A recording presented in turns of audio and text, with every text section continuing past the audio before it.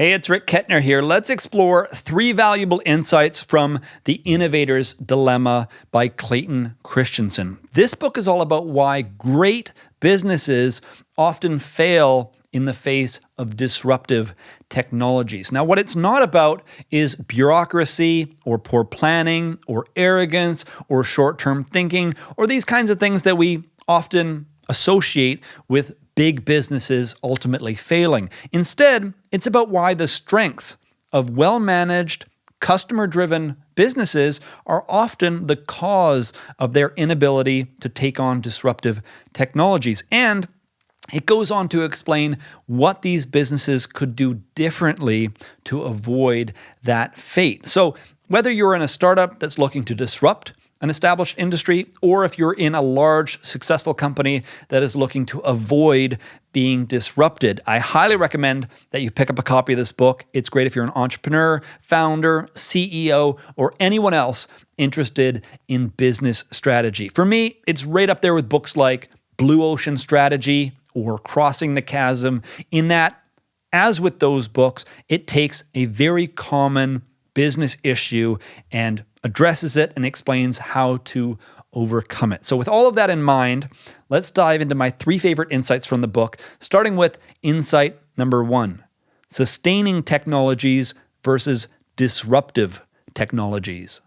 There are 2 kinds of innovations that tend to emerge in a given category. There are sustaining technologies and there are disruptive technologies. And as the book explains, sustaining technologies are really anything that creates innovation within existing products that appeal to existing customers. So all kinds of changes somebody might make to a product, so long as it appeals to the existing customers in that market. So for example, if we go back a couple of decades and we look at film photography, things like better lenses, more durable cameras, faster shutter speed, improved picture quality, any innovations within this area would all be filed under sustaining technologies. They're making the existing products better in terms of the things that are important to existing customers. And that last bit is really, really important. Now, if we move over to disruptive technologies, generally, these actually underperform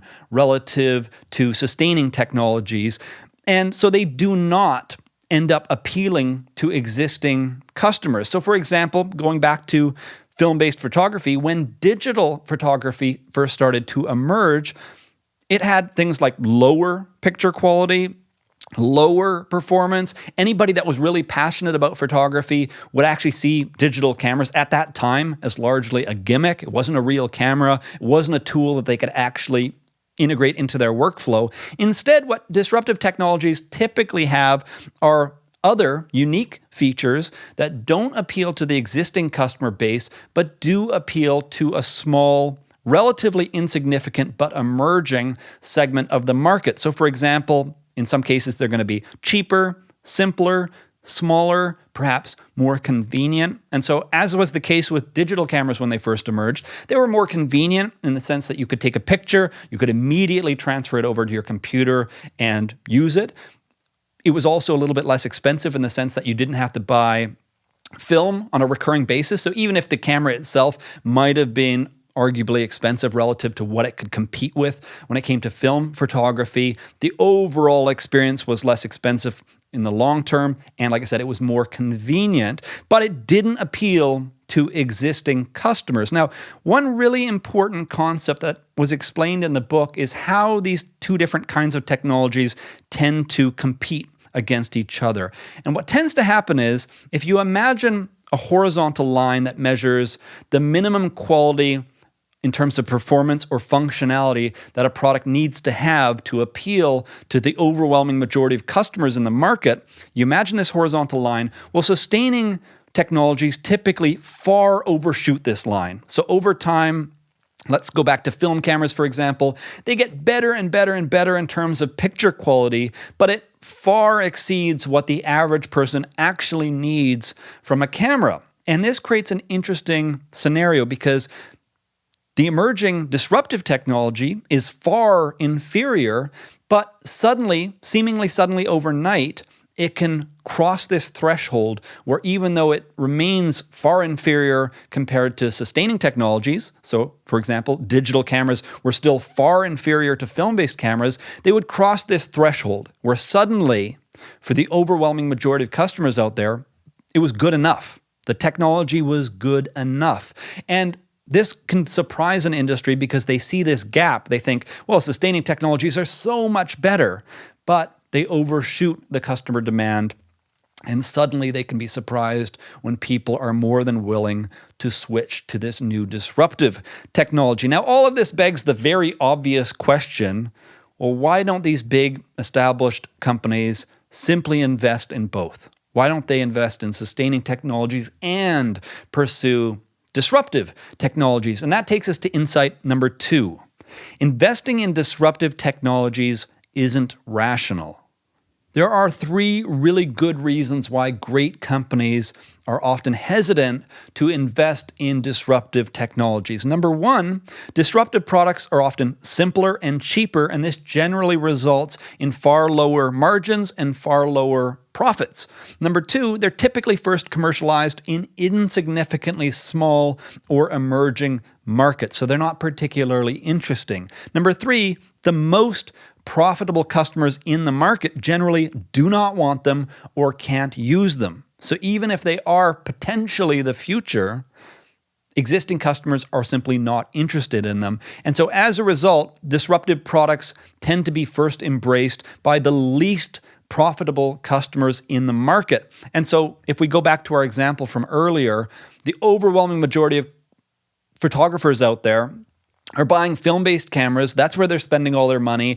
They're the customers that are driving all of the revenue in the industry. And so a great business that's focused on being customer-driven is going to continue to cater to the needs of this kind of customer. And they're going to see the digital photography business as being this small, tiny, insignificant, emerging market that really isn't worth their time and attention. And so as a result, disciplined and well-managed companies do not pursue disruptive technologies. Their strengths, being customer-driven, having better planning, managing quality and making sure they're producing the best possible products for their customers, all of these things actually hurt and prevent their ability to pursue disruptive technologies. And the book goes on to explain 5 additional reasons why businesses, great, successful businesses, are hesitant to invest in disruptive technologies. I'm going to focus on 3 more of them just to really drive this point home. Number 1, companies depend on customers and investors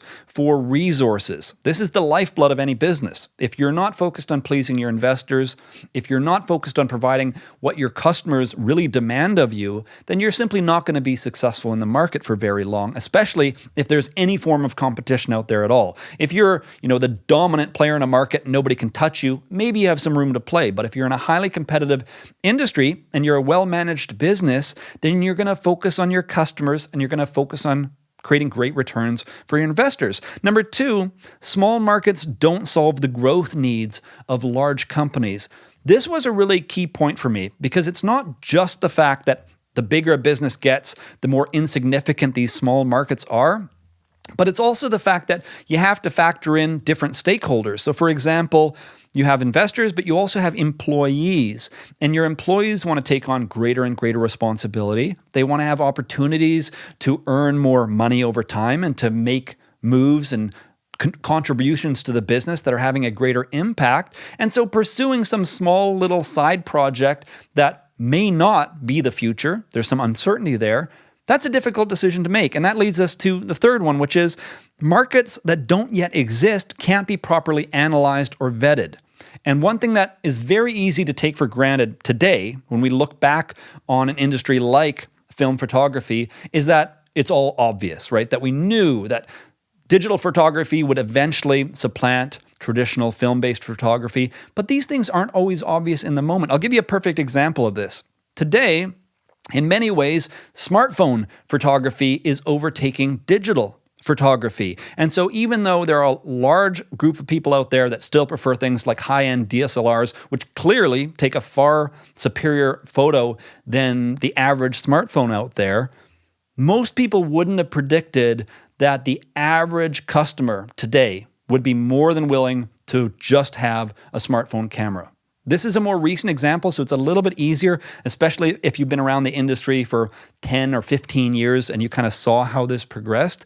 A lot of people thought, well, yeah, a smartphone camera is more convenient, but if I ever want serious photography, I'm going to take a DSLR, and that's slowly changing. And not only that, but of course, software cameras like those in Instagram or in Snapchat or in other apps like this are introducing all sorts of new capabilities that no DSLR will ever be able to compete with, or at least they're not in any clear roadmap to begin competing with that in the future. And so these things are very difficult to predict. And so there's all kinds of risk, all kinds of uncertainty. There are no guarantees. You can't simply say, hey, we have to invest in this because it's the future, because it might not be, or you might simply not pursue it in the right way. And so all of that leads us to the next point, because the next question you're almost certainly going to have is, what are great businesses supposed to do in order to prepare themselves for disruptive technology? So with that in mind, let's continue on to insight number 3. The solution is an independent organization. My biggest takeaway from the book by far is this idea that disruptive technologies should be pursued by independent organizations. You want to create a separate business or a subsidiary that is tightly optimized around creating products based on this disruptive technology. And there are a number of really important reasons why this is a far superior approach. Number one, you want to match the cost structure of the business to the lower margins of disruptive products. As we talked about earlier, initial disruptive products have much lower margins, much lower profitability, and you want to match these things because you don't want to be this massive organization that's pursuing, well-paying customers over here and then this tiny low-margin opportunity over here. You want to match those things, and that's best done with an independent organization. Number 2, it's critical to develop entirely new markets because, again, these products generally do not appeal to existing customers in the market. So you have to figure out who those customers are and what they value and make sure that they are indeed interested in what it is that you have to offer. So you have to actually develop an entirely new market. And finally, number 3, the team must be small enough to be motivated by what inevitably, at least early on, are going to be small opportunities and small wins. You don't want to be this massive organization with employees that are trying to move up and have a greater and greater impact in the organization, trying to motivate them to take on these small, tiny opportunities where even if they had a runaway success, it's still going to be small relative to the overall business. You want to align these things.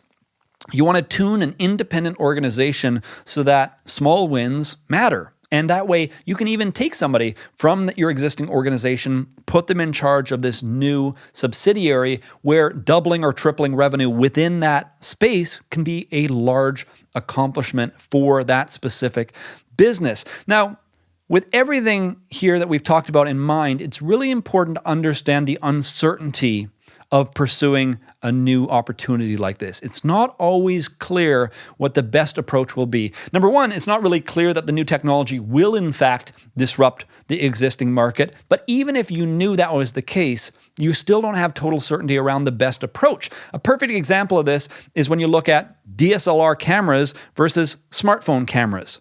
If you were to make the prediction with total certainty that smartphone cameras are the future, well, you might suspect that the best approach is to build a smartphone. And you might be wrong because perhaps software cameras like Snapchat or Instagram or other products like that might in fact be a better opportunity. Hard to know for sure. And of course, with any given situation, there might be many more different alternative paths you might be considering. So the point here is lots of uncertainty, lots of risk. You don't always know the best approach. Looking at what worked in the past is almost certainly a losing strategy because, again, this is a completely new approach with a different set of customers. And so with all of this in mind, you want to create this subsidiary to be ready to fail early, often, and inexpensively. You don't want to overcommit to any one strategy. You want to be ready to pivot, to try new things, to pursue other opportunities so that you can figure out where the new disruptive technology is going to have its greatest impact, and so you can actually build a successful business. Now, one of the benefits of being a subsidiary as opposed to a startup that might be off on its own is, of course, you can benefit from resources from the larger organization, both in terms of money and in terms of talent. But it's very important that you remain independent because, again, you have different customers, so you should have different processes and different values when it comes to how you provide value to customers. You need to maintain your independence. You want to avoid being influenced by the larger organization, which might have its own ideas about how best to approach this new disruptive technology. You want to have this independent organization that's trying to figure it out on its own and is going to be more likely to pursue creative paths like the smartphone camera example that I just provided, where it might not be so obvious to the larger organization. So the core lesson here, kind of bringing everything together, when pursuing disruptive technologies, build an independent organization that is optimized for a new approach with new products that are targeting new customers.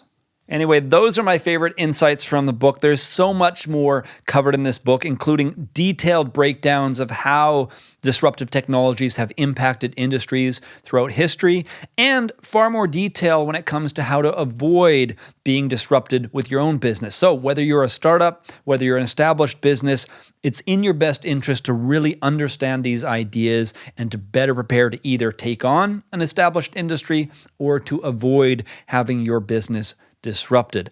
Now, on a side note, a much sadder note, as I was preparing for this episode, I found out that Clayton Christensen, the author of this book, the author of many great business books, passed away earlier this year in January at the age of 67 due to complications with cancer treatment. My understanding is that he had cancer for a number of years and unfortunately passed away earlier this year. Needless to say, a huge, huge loss for family, friends, the many people in the business community that were impacted by his work.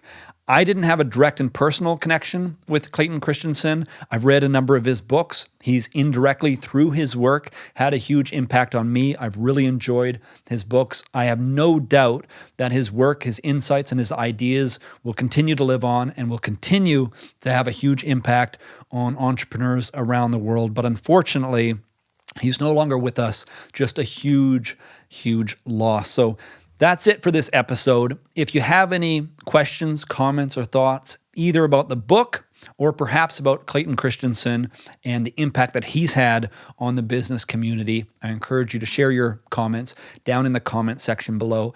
If you're listening to the audio edition, I'll include a link in the show notes that will take you to the video edition so you can participate in the comment section there. Thank you for tuning into this episode. I hope you got something out of it despite this sad news here at the end, and I look forward to connecting with you again in a future episode.